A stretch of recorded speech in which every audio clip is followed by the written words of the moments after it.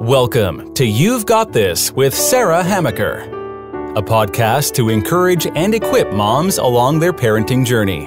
Join Sarah each week as she interviews dads and moms like you and discusses the joys, challenges, and rewards of raising kids. Hi, and welcome to You've Got This. I'm your host, Sarah Hamaker. Today, I have with me Jamie Sumner, who's the author of Unbound. It's a nonfiction book on parenting, and I've read it. It's great, so get your copy. And she also has a forthcoming middle grade novel called Roll With It. And she's going to talk a little bit more about that, and you'll understand the title when she does. She writes frequently for the New York Times and the Washington Post on parenting, and she's lives in Nashville, Tennessee. She has 3 children, a 6-year-old boy named Charlie, and twins, boy, girl. So she has a little bit of everything in her house, I think. So welcome, Jamie. Thanks for joining me. Thanks, Sarah. So let's talk about 3 kids, and 2 of them are twins. Yeah. Now, I know I just talked with another parent of twins, and I have twins in my family, a boy-girl twin sibling set. So I remember when they were babies. I was a teenager when they were babies, and I remember my mom liked having an extra pair of hands around the house, and I liked babies, so it was a good combination there. So do you often get the "oh my goodness, you must be like crazy" kind of comments? Oh, yeah. I mean, so the twins are 4 now. Cora and Jonas are 4, and Charlie's 6. And so Charlie is, he has cerebral palsy and is in a wheelchair. So when the twins, more so when the twins were younger, anytime I left the house by myself with all 3 of them, which was very rare because it was so hard to get anywhere by myself, because it's essentially 3 non-mobile people plus me, and there's like only so many arms that you have. So anytime people saw us out, it's a combination of "here, let me help you," or "oh, that poor thing." Those were kind of the reactions I got most of the time, especially when the twins had first started walking and they were toddling off, and I had Charlie in either a stroller or his wheelchair, and I'm trying to go in 2 different directions. I got a lot of that. Yeah. And, I have 4 children, and, they're within, my youngest is 10 and my oldest is 16. So there was a time when, I had all 4 of them with me, and I got the often, "are they all yours?" I'm like, "what do you think? I'm just collecting kids as I go along here. Hey, why don't you come with me to the store today?" You're like the fiddler on the roof. People just follow you wherever you go. Yeah, it was, I had that more often, and I never thought 4 was that many. And so I'm one of 6 in my family, so maybe that has something to do with it. But I just was like, 4, it's not, at least they were all mobile when they started walking. So, I bring that up to kind of comment on it. It's just interesting. I think the way we view parenting today. I don't remember my mom or others of her generation talking as if taking, 3, 4 children to the grocery store was really that big a deal. And frankly, it was a lot harder because they didn't have carts with little seats up there you could plop the kids, and the strollers were really cumbersome. You weren't hauling that thing around in the back of your car. And, if you wanted to carry your baby, you carried the baby. There was no baby wearing stuff going on. Why do you think we have this thing that parenting has become so hard? Just, logistics or whatever. I don't think, as you were talking, I was trying to think about my mom, because my brother's 12 years older than me, and so she kind of had 2 single children, basically. But I don't think that parenting, or that we have this idea that parenting is any harder than it used to be. I just think that generation never talked about it. Like there wasn't blogs to read about other moms going through what you were going through. And social media and Facebook and all these other places were not there. They didn't exist. So if you wanted to complain, you could complain on your landline on the wall in the kitchen to like your neighbor, or your mom who lives 5 states over, but you didn't really have a way to voice what you were going through. So you kind of just didn't, you know? Mm-hmm. Yeah. Right. I mean, yeah. that's probably a part of it. And, as a mom who blogs, I'm sure it's an interesting world out there. Sometimes I think I read way too much and I should just stop because it's making me crazy. And sometimes I think, oh, I'm glad that, I hadn't thought about that. I'm glad that somebody wrote about it. What has been the reactions to your writing? Because I know you write a lot about Charlie and some of the challenges and joys that come with a child with special needs. I think a lot. So if you looked at my writing and took the facts that I talk about, like Charlie's, 3 months he spent in the NICU and coming home with a tracheotomy and, the sound of the suction machine when I had to use it on the trach, and then, all the things he's been through, it can seem very heavy. But I have always been very intentional, and this is not just in my writing, but in my life, in trying to find the positive in the situation I'm in so that if I share about it, it can help somebody else in that situation find the positive. So a lot of what I write is, so this is really crazy and hard, or this is when our car broke down on the side of the highway over Thanksgiving and we didn't know how to transfer Charlie to a new van and things like this. But it's also kind of hilarious, and thank goodness we're all here eating turkey, and I'm just so glad to be here. So a lot of what I write, and this is the stuff I want to read too, it's like you can fall down the rabbit hole of reading stuff that is essentially one long complaint about whatever situation this person is in, or you can find the people that write about things that uplift basically the situation you're in, that lift you up to a place where you can see it with a little more perspective. And that's what I try to do, is because I felt so alone for so long in my parenting, because Charlie's my oldest, and I had no sense of what being a normal mom was like, because we were so in the thick of it with him health wise. So I just try to share the things that I wish that I had known back then, or like the community I wish I had found. Like I try to find that or create that for other people. And I love that, that you're intentional about finding the positive, because I think that's missing so much in our society. We don't need to go down that rabbit trail, but in our parenting and in the way we talk about our children, to our children, the way that we look at life. One of my goals is to encourage moms that, you're not alone. There's a lot of us out there. A lot of us have children.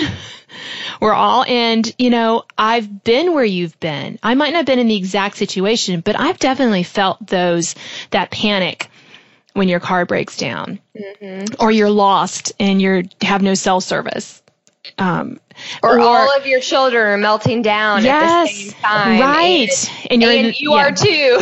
Yes. And the feeling like a failure when you yell at your kids and you're like, why am I doing this? As the words are coming out of your mouth, and you feel so alone and we can, but, just trying to be more positive about, about life and encouragement and that sort of thing. I think that's great, because it shows our kids too that while we may be in a tough situation, and all families go through different, ups and downs, and how we kind of face that, how we approach that I think can really help show them how they should approach life's tough choices, and that sort of thing. Mm-hmm.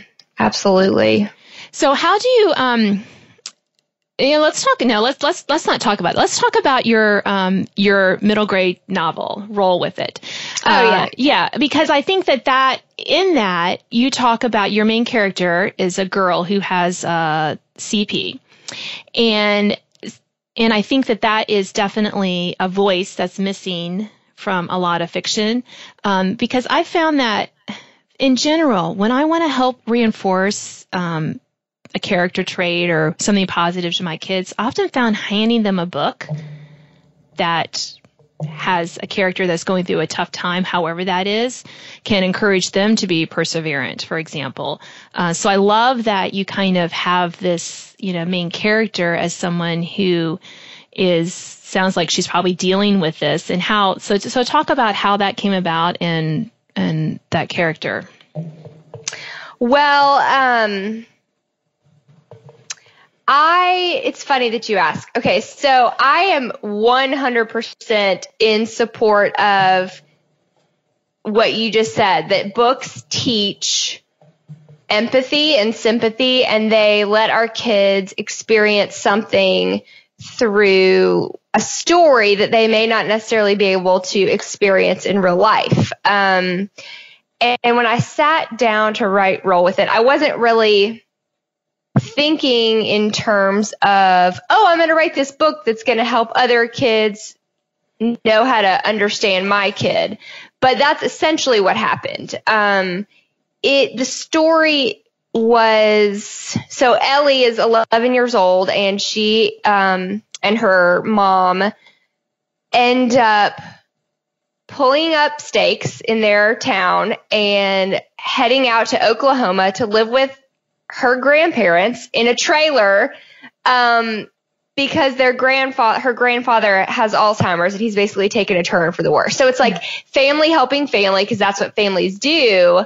But it's about Ellie figuring out how to be who she is. That's not about being the girl with CP. Like, she was used to, that's how everyone knew her, and she was that kid who had the aide that followed her through the schools when she was, as she's rolling through the halls in her wheelchair. And she gets this amazing opportunity to reinvent herself in this new place and force people to see her in a different way, and also help her family. Like, instead of always being the one who's helped, Ellie finally gets to help. And so the story is about a girl with CP, but more than that, it's just about any 11-year-old who wants to try to figure out who they are and stop being pegged by like what people see about them, or that one thing that everyone thinks this kid is good at or bad at or whatever. People love to label. And I just wanted to write a story that wasn't about the label, or that went beyond the label, and encouraged kids to be adventurous in that way and see everybody, not just kids with disabilities, in a different way. Yeah, I love that, Jamie, because that's one thing that I often talk to my kids about, especially, kind of the start of a new school year. I'm like, this is an opportunity, because they're always in a new classroom, that, you can decide what kind of person you're going to be. And I always encourage them to be the one who notices the kids who don't have a friend to sit with at lunch or play with on the playground, and to be a, helper to to the teacher in a way that's, respectful and good, and just the reminder that that they can have a positive impact on their environment. Sometimes we think only big things, when it's those little things that really matter. The kid who set up the lemonade stand and raised bazillions of dollars, for a charity, as opposed to, we're like, well, it can't all be that kid. You know what I'm saying? We often think that, we forget that it's those small gestures that can really make a difference in people's lives. And, we all have a part to play in that, no matter, if we're someone who enjoys talking in front of people, if we're someone who who's more introverted and maybe doesn't want the spotlight, they can still have a role to play. So, absolutely. Yeah. And I'm looking forward to reading your book, because it sounds like a good one to add to our library to help kids realize they can look beyond whatever limitations they may put on themselves, because kids put limitations on themselves all the time. I think that's one of the hardest things to get them to see beyond that. They internalize all those labels that they hear around them, or that maybe their second grade teacher told them one time that they're not they're not a reader, or they're not really a reader, or math is their thing, or whatever that one sentence is, they remember and they kind of carry that. And it's a lifetime's worth of breaking that down really for everybody. I mean, we all do it. Grown-ups do it too. It's just kind of our nature to try to figure out who we are, and we use the labels that people tell us in order to do that. And it's hard not to do that. Yeah, it is. And I think one of the things that we can struggle with as parents is to not label our kids. Yeah. Oh, yeah. Especially if you have a lot of kids and it's like, oh, this is the one that gets crazy and this is the one that's the overachiever. And you kind of, it's hard not to stop yourself even from doing that, even though you know not to. Right, it is because, and sometimes kids try to take those labels on themselves and they try to say, well, I'm yeah, or I'm not. What I really hate is like, well, a couple of my kids keep trying to say they're not good at math. I'm like, no, I don't think that's true, because they're much better at math than my husband and I ever were, truth be told, and we tell them that. This is hard for you.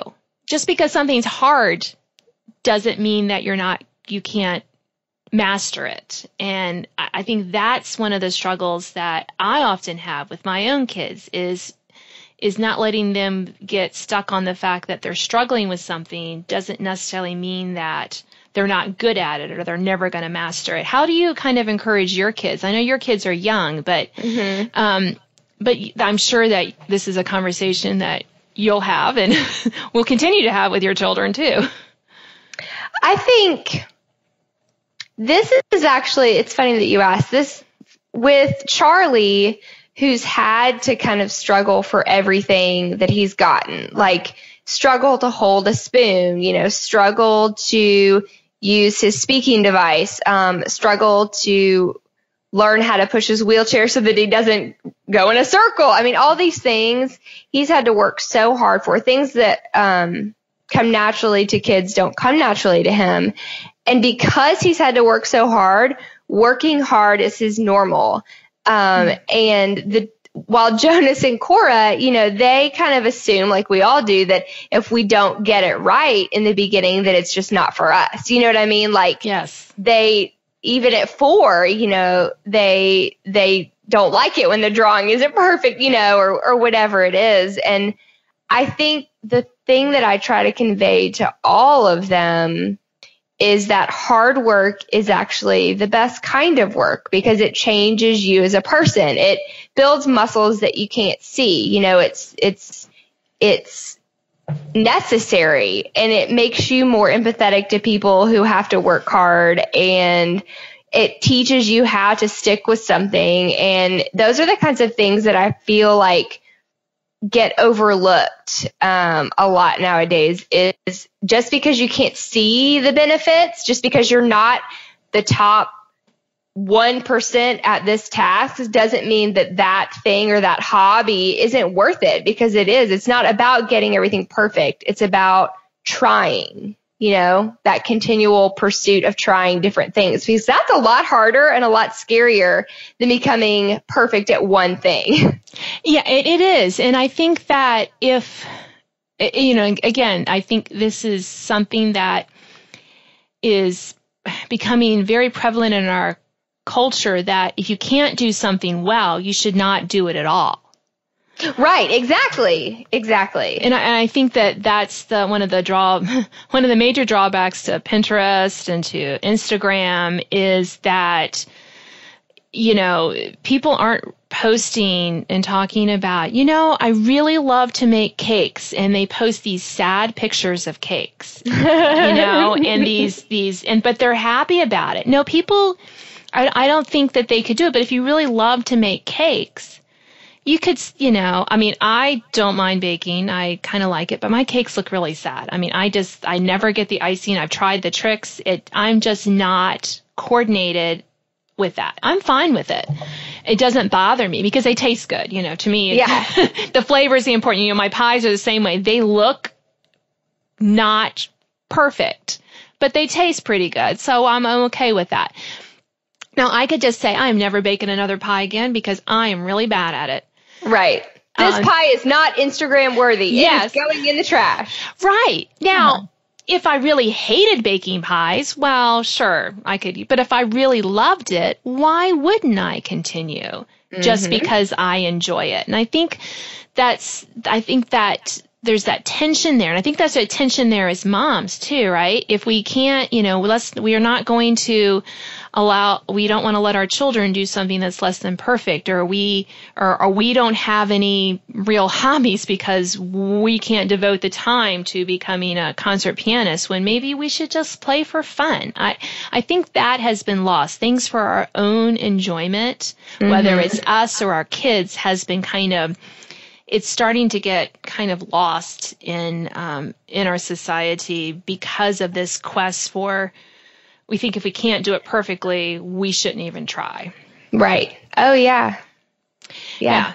Well, Jamie, I think we should probably wrap this up. I'm sure we could probably talk all day, but I don't think our listeners want to listen all day. So thank you so much for joining me. You can find Jamie online at jamiesumner.com, and she has her middle grade novel, Roll With It, coming out soon. And you can find her nonfiction book, Unbound, on Amazon and in bookstores now. You've been listening to You've Got This with Sarah Hamaker. I hope that you'll join me next week. Thanks for listening to this week's podcast of You've Got This with Sarah Hamaker. Sign up to receive notification of new podcasts and listen to previous editions at sarahhamaker.com. Until next time, remember, parenting might be hard sometimes, but don't worry, you've got this.